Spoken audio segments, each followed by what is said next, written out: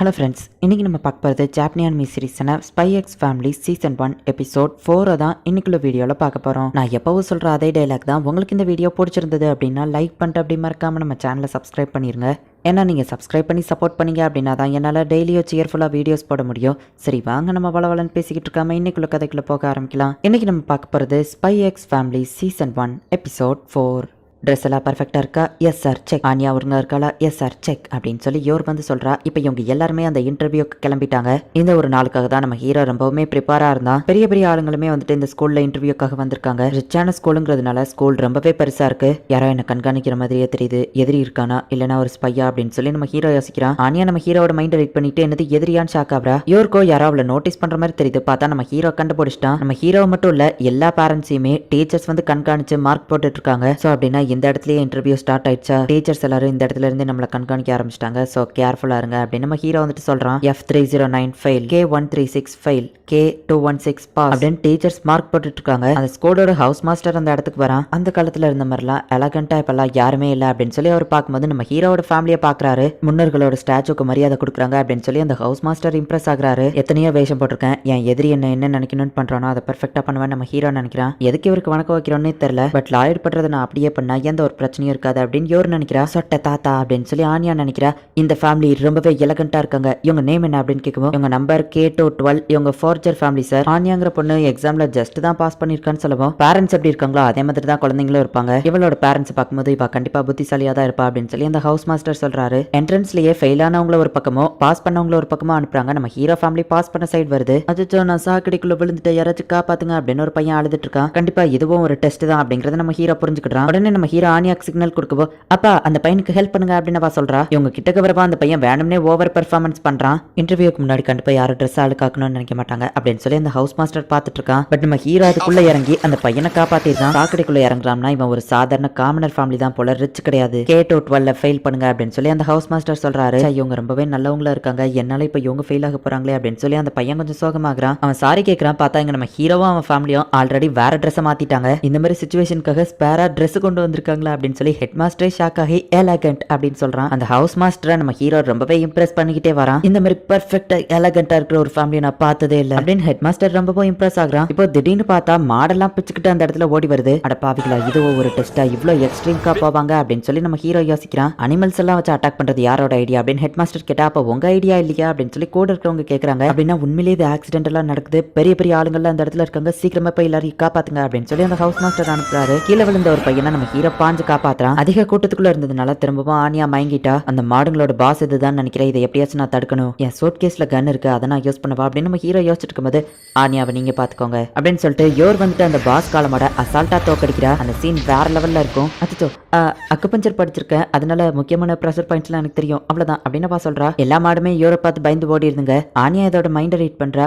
ஹே நீ ரொம்ப பயப்படுதியா? பயப்படாத, இதுக்கப்புறம் உன்னை யாரும் ஏதோ பண்ண மாட்டாங்க சரியா, நீ வீட்டுக்கு போ அப்படின்னு சொல்லி ஆனியா சொல்லவும் அந்த மாடா அமைதியா கிளம்பிடுது. இவ்வளோ எலகண்டா ஒருத்தவங்களை நான் பார்த்ததே இல்லை அப்படின்னு சொல்லி இப்போ அந்த ஹவுஸ் மாஸ்டர் ரொம்ப இம்ப்ரெஸ் ஆகி டேரக்டா நம்ம ஹீரோ வந்து பாராட்டுறாரு. மத்தவங்களை காப்பாத்தினது மட்டும் இல்லாம இது நீங்க தடுத்து நிறுத்திருக்கீங்க, நீங்க இன்னும் இந்த எக்ஸாம்ல தான் இருக்கீங்க, வேணா பிரேக் எடுத்துக்கோங்க அப்படின்னு சொல்லி இந்த ஹவுஸ் மாஸ்டர் சொல்லவோ, இல்ல எங்களுக்கு அதெல்லாம் தேவையில்லை, இப்படி எல்லாம் நடக்கும்னு தெரிஞ்சு எக்ஸ்ட்ரா ஒரு ட்ரெஸ் கொண்டு வந்திருக்கோம் அப்படின்னு சொல்றான். யாருடா ஒரு இன்டர்வியூக்கு இத்தனை ட்ரெஸ் கொண்டு வருவா அப்படின்னு அந்த ஹெட் மாஸ்டர் இன்னும் ஷாக் ஆகுறான். அவங்க பேசுற ரூம்ல ஒரு மைக்க வச்சு நம்ம ஹீரோ அவங்க பேசுற எல்லாத்தையும் வெளியே கேட்டுட்டு இருக்கான். இப்போ வந்து ஃபேமிலி ஃபெயில் ஆகி கிளம்புறாங்க. நான் எத்தனையோ மிஷன்ல இருந்திருக்கேன், எதிரிங்க கூடவே இருந்திருக்கேன், நியூக்ளியர் மிசைல கூட கடைசி ஒரு செகண்ட்ல ஸ்டாப் பண்ணிருக்கேன், அப்ப கூட நான் இவ்வளவு பயப்படல, இப்போ எனக்கு ரொம்ப பதட்டமா இருக்கு அப்படின்னு நம்ம ஹீரோ யோசிக்கிறான். இப்போ நம்ம ஹீரோ ஃபேமிலியை தான் கூப்பிடுறாங்க. ஓ ஃபோர்ஜர் ஃபேமிலியா அப்படின்னு சொல்லி அந்த ஹவுஸ் மாஸ்டர் பாக்குறாரு. வால்டர் எவர்ஸ், இவரும் அந்த ஸ்கூலோட ஒரு ஹவுஸ் மாஸ்டர் தான். இவர் ரொம்பவும் நல்லவர், நேர்மையாவும் நியாயமாவும் நடந்துட்டா போதும் அப்படின்னு நம்ம ஹீரோ யோசிக்கிறான். இவங்க உங்களோட ரெண்டாவது ஒய்ஃப்னு கேள்விப்பட்டோம், எப்படி உங்களை மீட் பண்ணீங்கன்னு தெரிஞ்சுக்கலாமா அப்படின்னு அவர் கேட்கவும், ஸ்ட்ரைட்டா பாயிண்ட்டுக்கே வந்துட்டாங்களா நம்ம ஹீரோ யோசிச்சுட்டு, ஒரு டெய்லர் ஷாப்ல தான் மீட் பண்ணோம், நாங்க அப்படியே பழகணும், எங்களுக்கு ஒருத்தர் ரொம்பவுமே பிடிச்சிருந்தது, ஆனியாக்கு ஒரு அம்மா வேணுங்கிறதுனால நான் இவங்களை செலக்ட் பண்ணேன் அப்படின்னு நம்ம ஹீரோ சொல்றான். சரி உங்க ஹஸ்பண்டை பத்தி நீங்க சொல்லுங்கன்னு கேட்கவும், அவர் ரொம்பவே புத்திசாலி, ஒரு ஸ்மார்ட்டான அப்பாவோ கூட,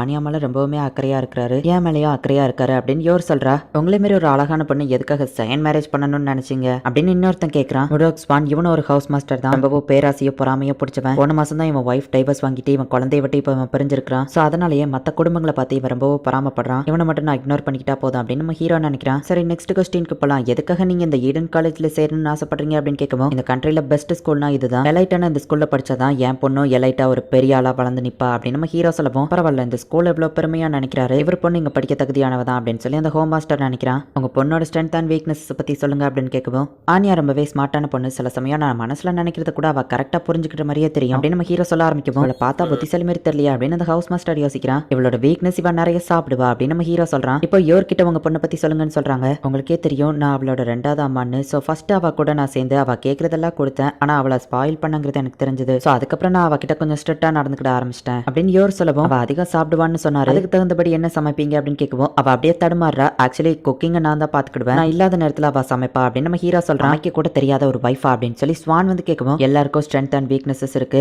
அவ சூப்பராகவே வீட்டை கிளீன் பண்ணி நீட்டா வச்சிருப்பா, அதுதான் அவளோட ஸ்ட்ரென்த் அப்படின்னு நம்ம ஹீரோ சொல்றான். இவரை பத்தி அப்படி கேட்டது நம்ம ஹீரோ கொஞ்சம் டென்ஷன் ஆகுது. ட்வைலைட் அவ உன்னோட உண்மையான வைஃப் கூட கிடையாது, உன்னோட மிஷனுக்காக வச்சு நீ பொறுமையாரு அப்படின்னு நம்ம ஹீரோ மனசுக்குள்ள நினைக்கிறான். இந்த ஹஸ்பண்ட் அண்ட் வைஃப் ரொம்பவே ஒத்துமையா இருக்காங்க, இவங்களை எப்படியாச்சும் ஃபெயில் பண்ணணும் அப்படின்னு இந்த ஸ்வான் நினைக்கிறத ஆனியா மைண்ட் ரைட் பண்ணி இவன் கெட்டவன் அப்படின்னு புரிஞ்சுக்கிட்டா. ஆனியா கிட்ட இப்ப நேம் அண்ட் அட்ரஸ்லாம் கேட்போம், அவ்வளோ கரெக்டா சொல்லியிருந்தா. நான் எதிர்பார்த்த கொஸ்டின் தான் கேட்கறாங்க அப்படின்னு நம்ம ஹீரோவும் நார்மலா இருக்கான். இந்த ஸ்கூல்ல நீங்க ஜாயின் பண்ணதுக்கு அப்புறம் என்ன பண்ணுவ அப்படின்னு அவங்க கேட்கவும், அதுக்கு என்ன சொல்றதுன்னு தெரியல. நம்ம ஹீரோவோட மைண்டை ரீட் பண்றா. என்ன பொறுத்தளவு இவ அந்த ஸ்கூலுக்குள்ள வந்ததுக்கு அப்புறம் டெஸ்மனோட பையன் கூட பழகி டெஸ்மன் கிட்ட நெருங்கி ஆர்கனைசேஷனோட பிளான் என்னன்னு தெரிஞ்சுக்கிடுவேன் அப்படின்னு நம்ம ஹீரோ யோசிக்கவும், ஆர்கனைசேஷன் பிளான் தெரிஞ்சுக்கிட்டு தோக்கடிப்பேன் அப்படின்னு சொல்லவும், அவ என்ன சொல்ல வரான்னா அவளுக்கு ஆர்கனைசேஷன் லீடர்ஷிப் மேல இன்ட்ரெஸ்ட் உண்டு அப்படின்னு நம்ம ஹீரோ சமாளிக்கிறான். இந்த வயசுல இந்த பொண்ணு இதெல்லாம் பத்தி திங்க் பண்றாளா அப்படின்னு இந்த ஹவுஸ் மாஸ்டர் வந்துட்டு இந்த ஸ்கூலோட ஹெட் மாஸ்டர் நேம் என்னன்னு தெரியுமான்னு கேட்கவும், பெனடிக் ஹைமன் குட்ஃபெல்லோ அப்படின்னு சொல்லி இந்த ஹவுஸ் மாஸ்டர் மனசுல யோசிக்கவும், அதை அவ ரீட் பண்ணி கரெக்டா அந்த நேம் சொல்லிட்டா. லீடர் ஆகணும்னு ஆசைப்பட்டியா, அதுக்கு எவ்வளவு கஷ்டப்படணும்னு தெரியுமான்னு கேட்கவும், நல்லாவே தெரியும், எந்த ஒரு சப்ளையுமே இல்லாம காட்டுக்குள்ள மாட்டிக்கிட்டு இருக்கிற மாதிரி, இல்லைன்னா வெடிக்க போற டைம் பாம்பு கையில வச்சிருக்க மாதிரி அப்படின்னு சொல்லவும், வர டிவில பார்த்ததை அப்படியே சொல்றான். நம்ம ஹீரோ யோசிக்கிறான், இந்த பொண்ணு ஒரு ஜீனியஸ் எலகண்ட் அப்படின்னு சொல்லி அந்த ஹவுஸ் மாஸ்டர் நினைக்கிறான். அவங்க அப்பா என்ன வேலை பாக்குறாரு அப்படின்னு கேட்கும்போது, ஸ்பை அப்படின்னு சொல்ல வந்துட்டு சைக்கார்டிஸ்ட் அப்படின்னு சொல்லி சமாளிச்சிருந்தா. ஃபுல் பாயிண்ட்ஸ் கொடுப்பேன், 100 out of 100, எனக்கு அவங்கள ரொம்பவே பிடிக்கும், அவங்க கூடவே தான் நான் எப்ப போய் இருக்கணும்னு ஆசைப்படுறேன் அப்படின்னு சொல்றா. அந்த பொறாம பிடிச்ச ஸ்வான் வந்துட்டு, உனக்கு உங்க ஃபர்ஸ்ட் அம்மா பிடிக்குமா செகண்ட் அம்மா பிடிக்குமான்னு கேட்கவும், வேற கேள்வி கேளுங்க குழந்தைகிட்ட இது என்ன கேள்வி அப்படின்னு நம்ம ஹீரோ கேட்கவும், இதுக்கு அவ பதில் சொல்லிதான் ஆகணும் அப்படின்னு ஸ்வான் சொல்றான். அவ ஆர்ஃபனேஜ்ல இருக்கிறதுக்கு முன்னாடி அவங்க அம்மாவை பத்தி எனக்கு தெரியாது அப்படின்னு நம்ம ஹீரோ யோசிக்கிறான். அவ அப்படியே அழ ஆரம்பிக்கிறா. இந்த ஸ்கூலுக்குள்ள ஜாயின் பண்ணா நிறைய பசங்க கிண்டல் பண்ணுவாங்க, எவ்வளவோ பிரச்சனைகள் இருக்கும், இந்த மாதிரி அலுமூஞ்சி குழந்தைங்க எல்லாம் எங்களுக்கு வேணாம் அப்படின்னு ஸ்வான் சொல்றான். குழந்தைகிட்ட இப்படியா கேட்பீங்க அப்படின்னு யோர் சொல்லவும், உங்களை அவளுக்கு அதிகமா பிடிக்கலன்னு கோவத்தை என் கிட்ட காட்டாதீங்க அப்படின்னு சொல்லி அவன் பேசுவோம். நம்ம ஹீரோ ரொம்ப டென்ஷன் ஆகிட்டே போறான். இவனை கொன்றலாமா அப்படின்னு யோர் டென்ஷன் ஆகுறா. இவங்க ஒன்னும் உண்மையான ஃபேமிலி கிடையாது, ட்வைலைட் மிஷன் இருக்கு, கோவப்படாத அப்படின்னு நம்ம ஹீரோ கோவப்படக்கூடாதுன்னே சொல்லிட்டு அவன் கோவத்தை கண்ட்ரோல் பண்ண முடியாம போயிட்டு பஞ்ச் பண்றான். சாரி, டேபிள்ல ஒரு மஸ்கிட்டோ இருந்துச்சு, அதை தான் நான் அடிச்சேன் அப்படின்னு நம்ம ஹீரோ சொல்லிட்டு அங்கிருந்து கிளம்புவோம். இன்டர்வியூ ஒன்றும் முடியல அப்படின்னு ஸ்வான் சொல்லவும், ஒரு குழந்தையோட ஃபீலிங்ஸ்ல விளையாடுறது தான் உங்களோட எஜுகேஷன்னா, சாரி நான் தப்பான ஸ்கூல்ல செலக்ட் பண்ணிட்டேன் அப்படின்னு நம்ம ஹீரோ சொல்லவும், அந்த ஹென்ரிங்கிற ஹவுஸ் மாஸ்டருக்கு ஒரு மாதிரி ஆயிருது. நீ எல்லாம் ஒன்றும் இந்த ஸ்கூலுக்கு தேவையில்லை அப்படின்னு அந்த ஸ்வான் கத்தவும், நீ தான் இந்த ஸ்கூலுக்கு தேவையில்லை அப்படின்னு ஹென்ரி சொல்றான். யோ பெருசு பார்த்து பேசு அப்படின்னு ஸ்வான் சொல்லவும், ஹென்ரி கொஞ்சம் டென்ஷன் ஆகுறான்.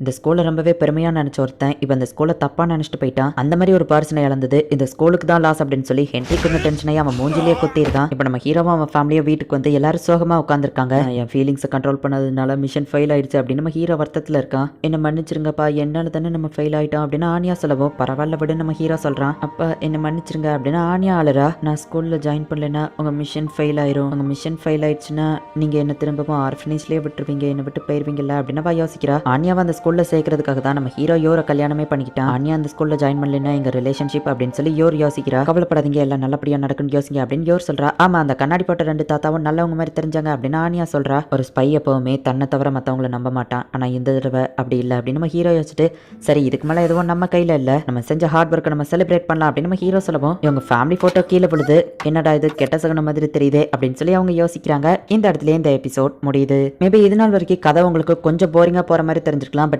இதுக்கப்புறம் தான் கதை வேற லெவல்ல சூப்பரா போக ஆரம்பிக்கும். ஸோ மிஸ் பண்ணாம பார்த்து என்ஜாய் பண்ணுங்க. அண்ட் உங்களுக்கு இந்த வீடியோ பிடிச்சிருந்தது அப்படின்னா லைக் பண்ணிட்டு அப்படி மறக்காம நம்ம சேனலை சப்ஸ்கிரைப் பண்ணிருங்க. தேங்க்யூ ஃபார் வாட்சிங். பை கைஸ், நெக்ஸ்ட் எபிசோட்ல மீட் பண்ணலாம்.